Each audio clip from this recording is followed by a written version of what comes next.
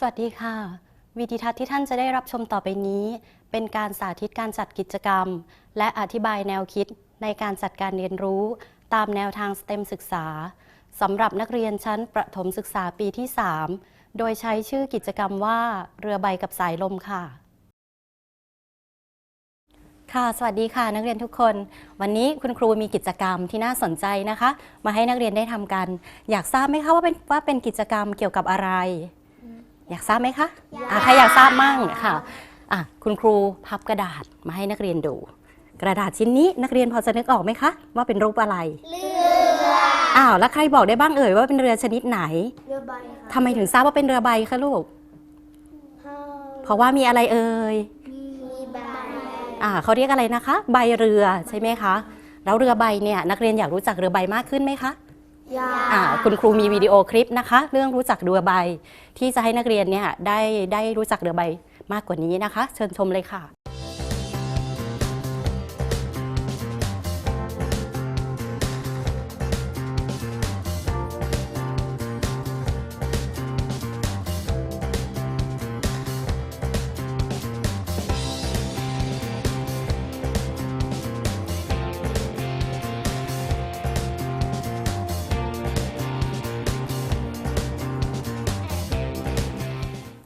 นักเรียนก็ได้ชมวิดีโอคลิปเรื่องรู้จักเรือใบเสร็จแล้วนะคะทีนี้บอกคุณครูนิดนึงค่ะว่า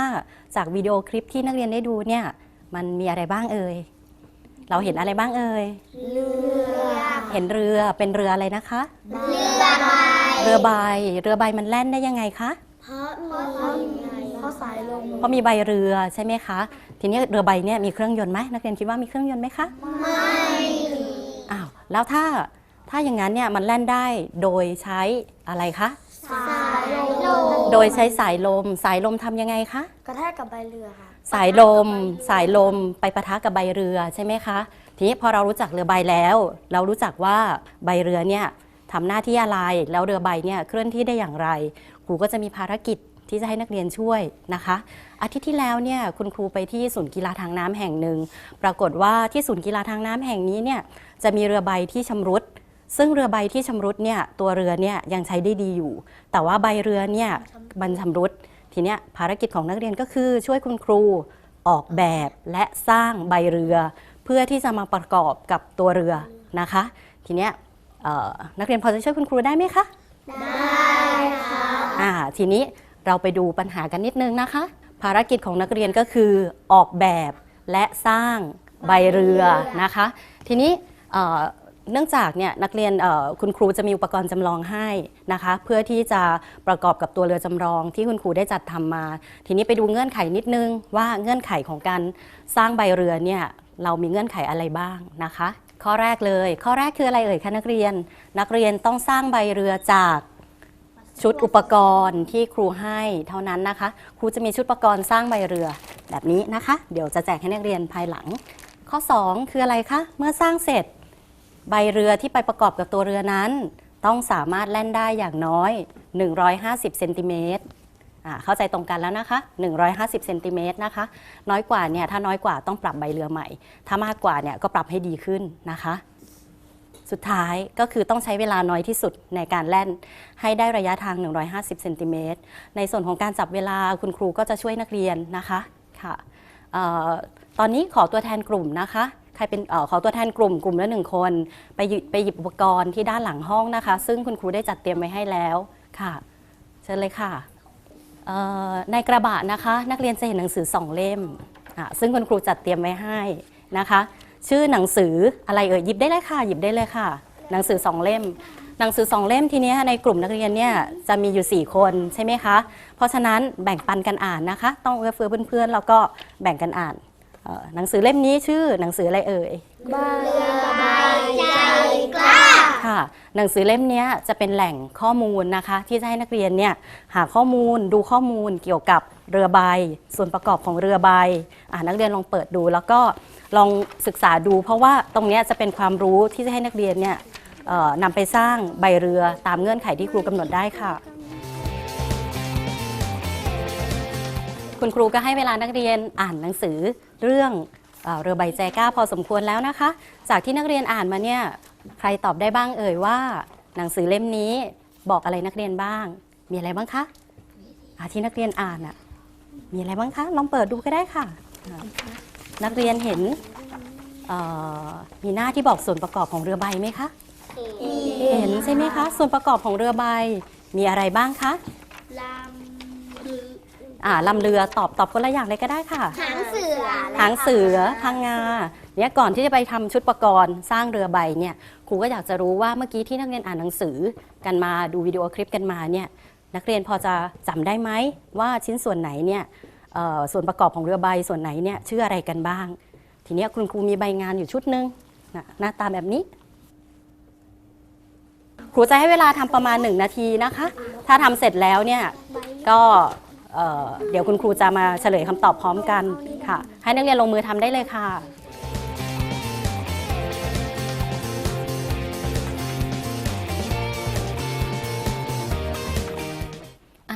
นักเรียนทุกคนทำแบบฝึกหัดที่คุณครูให้เสร็จแล้วใช่ไหมคะเสร็จทุกคนไหมคะเสร็จแล้วครับเสร็จแล้วเสียงดังดีมากคุณครูก็จะมีใบเฉลยให้นักเรียนตรวจคำตอบนะคะค่ะทีนี้ให้นักเรียนตรวจคำตอบด้วยตัวเองอย่าส่งเสียงดังนะคะแล้วรีบตรวจคำตอบแล้วเดี๋ยวเรามาดูกันว่าใครได้คะแนนยังไงนะคะในการที่จะทำอะไรสักอย่างหนึ่งเนี่ยการสืบค้นข้อมูลเนี่ยเป็นเรื่องสำคัญนะคะนักเรียนเนี่ยเคยเรียนสืบค้นข้อมูลมาบ้างแล้วใช่ไหมคะในวิชาคอมพิวเตอร์ยังจำได้ไหมมีขั้นตอนอะไรบ้างข้อแรกเลยกำหนดหัวข้อมูลที่ต้องการอย่างเช่นเดี๋ยวครูจะให้นักเรียนเนี่ยไปหาข้อมูล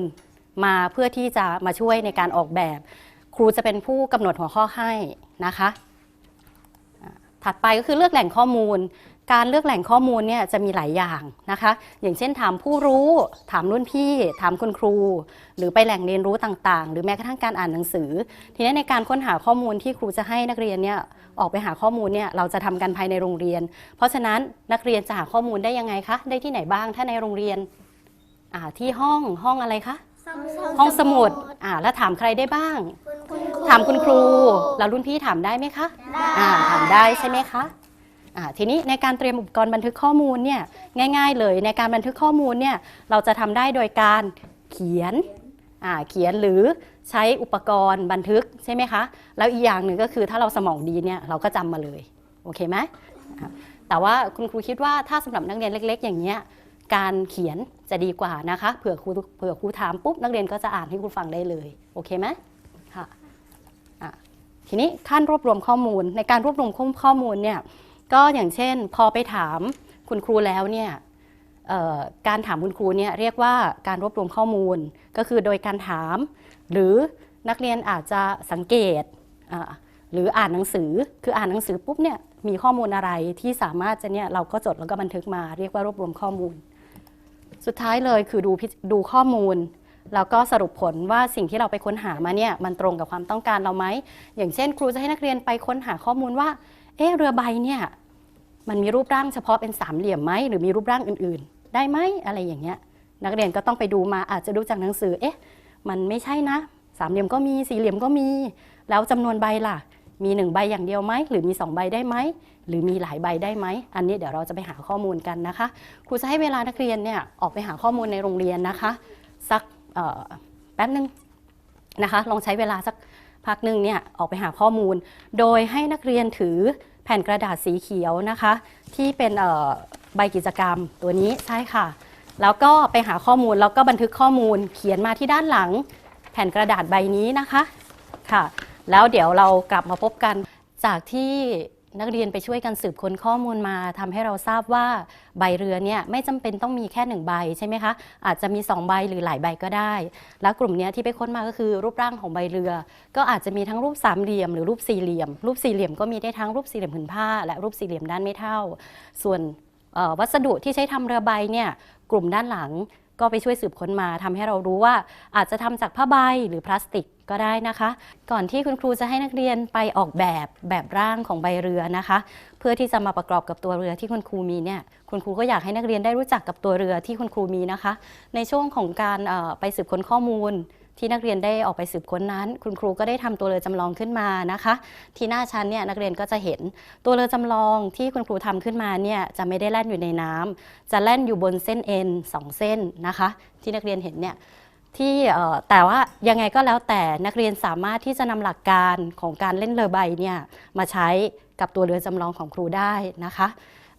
ลักษณะของตัวเรือจำลองเนี่ยด้านหลังนะคะจะเป็นหลอดดูดที่ติดกับตัวเรือลักษณะคล้ายๆแพค่ะก็จะมี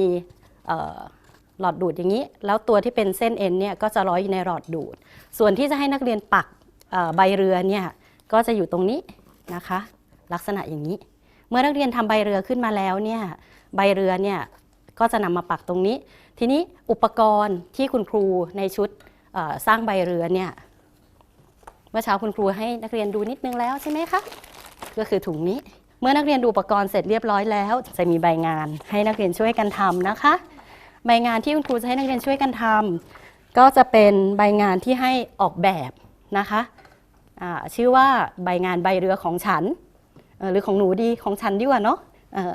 แจกให้กลุ่มละ1 แผ่นนะคะแต่ตอนที่ร่างเนี่ยนักเรียนเนี่ยสามารถที่จะออกแบบร่างในกระดาษสีขาวกระดาษ A4 สีขาวตามแบบที่หนูต้องการตามจินตนาการได้เลยแต่ว่าให้ในกลุ่มตกลงกันว่าเพียง1 ชิ้นที่จะนำมาส่งคุณครูแล้วผลิตเป็นใบเรือของกลุ่มโอเคไหมคะตกลงกันนะวัสดุอุปกรณ์เราก็รู้จักแล้วใบงานเราก็รู้แล้วแล้วเดี๋ยวเราจะมาทำแบบร่างกันนะคะ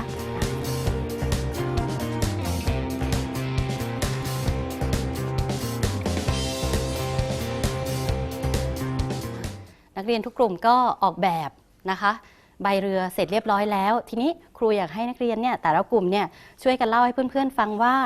กลุ่มไหนเนี่ยออกแบบใบเรือยังไงบ้างนะคะเริ่มจากกลุ่มแรกเดี๋ยวคุณครูจะช่วยถือให้นะคะเพื่อนๆจะได้เห็นกันทุกคน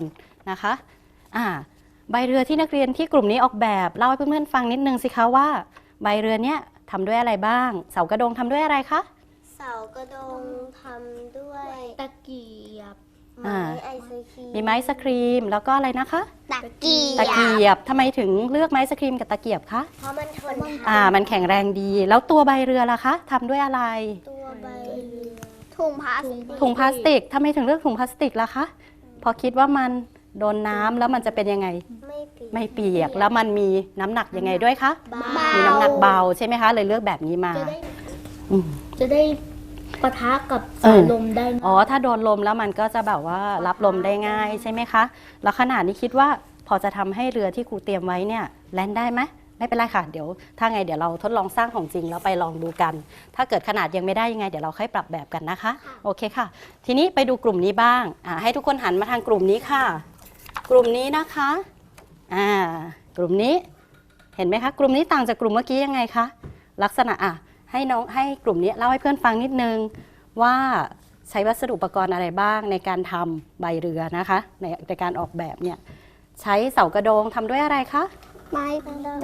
ตะเกียบมีไม้ตะเกียบกับไม้สครีมเช่นกันใช่ไหมคะแล้วใบเรือล่ะคะทำด้วยอะไรเอ่ยกระดาษกลุ่มนี้เลือกกระดาษอ่อนนะคะทำไมถึงเลือกกระดาษอ่อนนะคะเพราะว่าต้านลมได้ดีคิดว่ามันน่าจะแบบว่าพอรับลมแล้วมันก็แบบว่านอกจากจะต้านลมได้ดีแล้วถ้าเกิดลมแรงๆเนี่ยมันอาจจะแบบว่าช่วยผลักหรือว่าอะไรเงี้ยได้พอสมควรแล้วมีขนาดที่แบบว่าใหญ่ด้วยใช่ไหมคะค่ะกลุ่มนี้ใช้วัสดุอะไรในการสร้างใบเรือคะกระดาษแข็งทำไมถึงใช้กระดาษแข็งล่ะคะเพราะว่ามันอาจจะทนแทนคิดว่ามันแข็งแรงถ้าลงมาแรงๆเนี่ยรับรองไม่ขาดไม่อะไรแน่นอนใช่ไหมคะกลุ่มนี้เขาก็บอกว่ากระดาษอ่อนเขาก็ใช้ได้นะแต่เราก็ยังไม่รู้ใช่ไหมคะเดี๋ยวตอนทดลองเดี๋ยวเราไปดูกันทีนี้เสากระโดงล่ะคะเสากระโดงทำด้วยอะไรบ้างไม้สครีมอย่างเดียวเลยใช่ไหมคะค่ะโอเคทีนี้ทุกกลุ่มเนี่ยออกแบบเสร็จเรียบร้อยแล้วชุดอุปกรณ์คุณครูก็เตรียมไว้ให้ในกระบะแล้วนะคะต่อไปเนี่ยคุณครูจะให้นักเรียนสร้างได้สร้างแล้วสร้างใบเรือนะคะจากชุดอุปกรณ์เนี่ยที่ครูจัดเตรียมไว้ ให้ใช้อุปกรณ์ในถุงนี้เท่านั้นนะคะถ้าจะใช้อุปกรณ์นอกถุงที่จะใช้ได้ก็คือไม้บรรทัดแล้วก็ดินสอยางลบที่อยู่ในกระบะนะคะในการทำงานเนี่ยในกลุ่มเราเนี่ยจะมีอยู่4คนเพราะฉะนั้นอยากให้แต่ละกลุ่มเนี่ยช่วยกันวางแผนการทำงานด้วยอย่างเช่นคนนี้อาจจะช่วยตัดกระดาษแล้วคนนี้อาจจะช่วยเหมือนกับว่าเตรียมชิ้นอุปกรณ์ก่อนที่จะประกอบอย่างนี้นะคะถ้าไงลองวางแผนกันในกลุ่มดูว่าใครจะทำหน้าที่อะไรเสร็จแล้วเนี่ยพอสร้างอุปกรณ์เสร็จแล้วกลุ่มไหนเสร็จแล้วเนี่ยเดี๋ยวครูจะพาไปทดสอบกับตัวเรือที่ครูเตรียมไว้ให้ตัวเรือที่ครูเตรียมไว้ให้เนี่ยนักเรียนจะเห็นว่ามีพัดลมด้วยพัดลมตัวนี้เนี่ยครูจะใช้แทนลมที่เป็นลมธรรมชาติเวลาเราแล่นเรือใบเนี่ยจะมีลมธรรมชาติใช่ไหมคะแต่ว่าในห้องเรียนของเราเนี่ยเราก็ขอใช้ลมที่มาจากพัดลมก็พอจะใช้ได้เหมือนกันนะคะทดสอบกับตัวเรือเราค่ะถ้ายังไงก็ให้ทุกคนเนี่ยลงมือสร้างใบเรือตามแบบในกระดาษแผ่นเหลืองที่ได้ออกแบบไว้ค่ะประมาณ30 นาทีนะคะแล้วเดี๋ยวเรามาดูผลกันค่ะ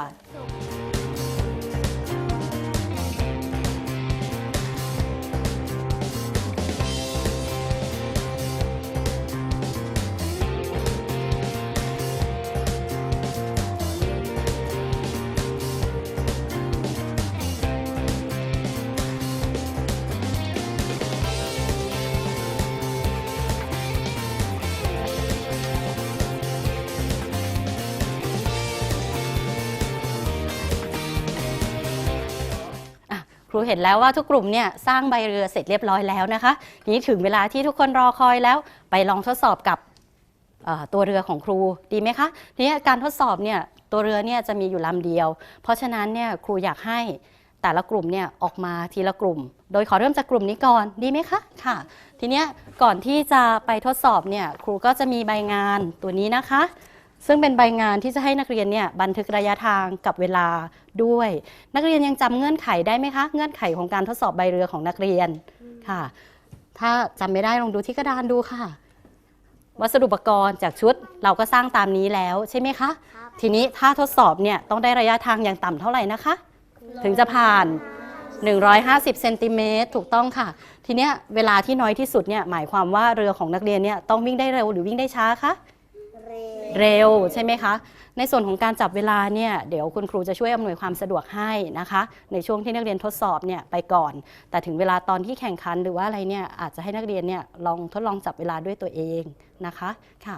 เริ่มจากกลุ่มแรกเลยค่ะ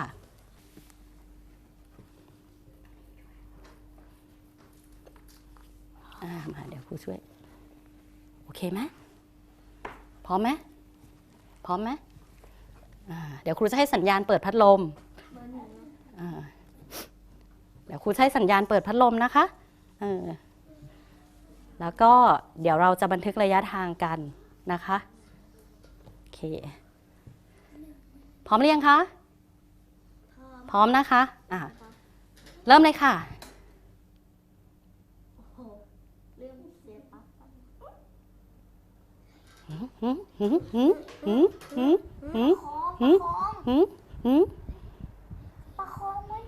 มันจะถึง150ไหมมือห้ามโดนนะคะมือห้ามโดนโอ้ผ่านแล้ว150โอเคค่ะทีนี้ปิดพัดลมเลยไหมคะค่ะมาถึงปิดเลยค่ะได้ระยะทางถึงสุดขอบเกือบสุดท้ายเลยนะคะประมาณ2 เมตรบันทึกลงไปเลยค่ะ2 เมตรหรือ200เซนติเมตรบันทึกตัวใดตัวหนึ่งค่ะส่วนเวลานะคะใช้24 วินาทีค่ะทีนี้พอเสร็จแล้วคุณครูอยากให้นักเรียนเนี่ยกลับไปที่กลุ่มนะคะแล้วเอาใบเรือตัวนี้ไปด้วยแล้วช่วยกันคิดว่าทำไมใบเรือของเราเนี่ยช่วงแรกๆมันถึงไม่วิ่งทั้งที่เราเปิดพัดลมแล้วนะคะลองไปเขียนดูว่าใบเรือของเราเนี่ยมันมีข้อ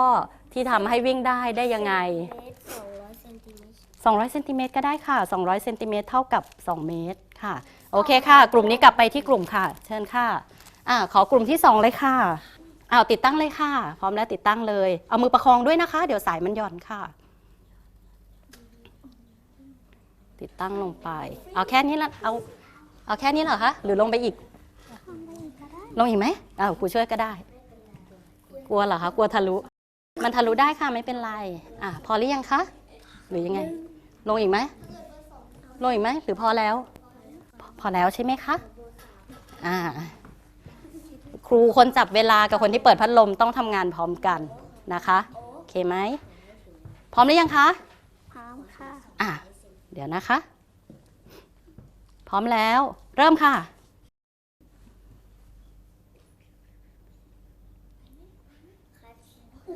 อุ้ยเร็วมากเนี่ยเร็วมากเลยปิดพัดลมค่ะ ปิดพัดลมของเขาเอียงไหมคะไม่เอียงเมื่อกี้เอียงไหมคะเอียงนิดนึงเพราะว่าเขาติดแกนตรงกลางเขาก็เลยบอกว่าที่เขาคิดมันก็น่าจะโอเคนะคะคือมันทำให้เรือทรงตัวได้ดีสำหรับระยะทางที่ได้เนี่ย2 เมตรเกิน150 เมตรผ่านนะคะสำหรับเวลาเมื่อกี้24ใช่ไหมคะอันนี้คิดว่าน้อยกว่าไหมน้อยกว่าเยอะไหมต้องเยอะเลยใช่ไหมคะค่ะว่า1 นาทีนะ10 วินาทีค่ะ10 วินาทีปรบมือให้เพื่อนด้วยค่ะเอาละค่ะจากเมื่อกี้ที่เราทดลองแล่นใบเรือโดยทดลองกับตัวเรือจำลองแล้วผลปรากฏว่าเป็นยังไงบ้างคะ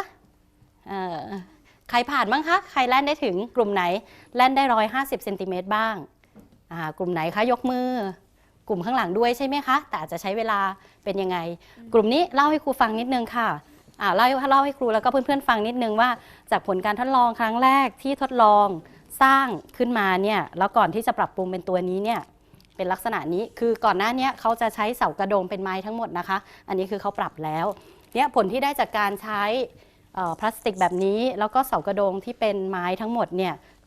ได้ผลการทดลองเป็นยังไงบ้างคะลองเล่าให้เพื่อนฟังนิดนึงวิ่งได้2 เมตรหรือ200 เซนติเมตรค่ะใช้เวลา24 วินาทีใช้เวลา24 วินาทีแล้วคิดว่าใบเรือของกลุ่มนี้เนี่ยหนูอยากจะปรับปรุงอะไรบ้างคะหนูอยากปรับปรุงใบเรือให้เบาขึ้นตอนที่ทดลองใบเรือของหนูมันเป็นยังไงคะทำไมถึงอยากให้มันเบาขึ้นเพราะว่าเรือมันเอียงเรือมันเอียงใช่ไหมคะเรือมันเอียงคิดว่าเป็นเพราะอะไรคะเพราะน้ำหนักมันเยอะทีนี้เราใช้พลาสติกอยู่แล้วถุงพลาสติกก็น้ำหนักเบาส่วนที่ต้องปรับปรุงคือส่วนที่เป็นอะไรเป็นที่เป็นไม้ใช่ไหมคะภารกิจของนักเรียนก็เสร็จสิ้นเรียบร้อยแล้วทีนี้มาสรุปปัจจัยที่ทำให้ใบเรือเนี่ยของแต่ละกลุ่มเนี่ยทำงานได้ดีเนี่ยอยากให้กลุ่มนี้อย่างที่กลุ่มนี้เล่าให้ฟังก็คือว่าใบเรือของเขานะคะทำจากวัสดุที่มีน้ำหนักเบาเขาไม่ได้ใช้โครงเยอะเพราะฉะนั้นกลุ่มนี้จะมีน้ำหนักเบากว่าเพื่อนเราใช้กระดาษอ่อนที่มีพื้นที่เยอะนะคะที่จะสามารถดักลมได้ดีอันนี้เป็นปัจจัยที่ทำให้เขาใบเรือของเขาเนี่ยทำให้เรือแล่นได้เร็วนะคะส่วนวัสดุเนี่ยเขาก็ถ้าเกิดจะใช้พลาสติกเนี่ยก็ยังไม่รู้ว่าอาจจะทำได้ดีกว่านี้เพราะพลาสติกเนี่ยคือมีน้ำหนักเบากว่านี้ด้วยแต่ทั้งนี้ทั้งนั้นเนี่ยนักเรียนอาจจะไปทดลองภายหลังแล้วนำมาทดลองกับตัวเรือจำลองที่คุณครูติดตั้งไว้ให้มาเมื่อไหร่ก็ได้นะคะส่วนอุปกรณ์ก็ในกระบะนี้นักเรียนก็ทดลองนอกเวลาได้เลยค่ะสำหรับวันนี้นะคะกิจกรรมของคุณครูก็คงจะเสร็จสิ้นแต่เพียงเท่านี้ถ้ายังไงก็ครั้งหน้าครูจะมีกิจกรรมสนุกๆมาให้นักเรียนร่วมเล่นกันใหม่สำหรับวันนี้ก็คงเท่านี้สวัสดีค่ะวิดีทัศน์นี้เป็นตัวอย่างหนึ่งของการจัดกิจกรรมตามแนวทาง STEM ศึกษาซึ่งเป็นการบูรณาการความรู้ด้านวิทยาศาสตร์เทคโนโลยีวิศวกรรมศาสตร์และคณิตศาสตร์เข้าด้วยกันค่ะคาดหวังว่าครูผู้สอนจะสามารถนำไปใช้ในการจัดกิจกรรมตามแนวทาง STEM ศึกษาในชั้นเรียนได้เป็นอย่างดีสวัสดีค่ะ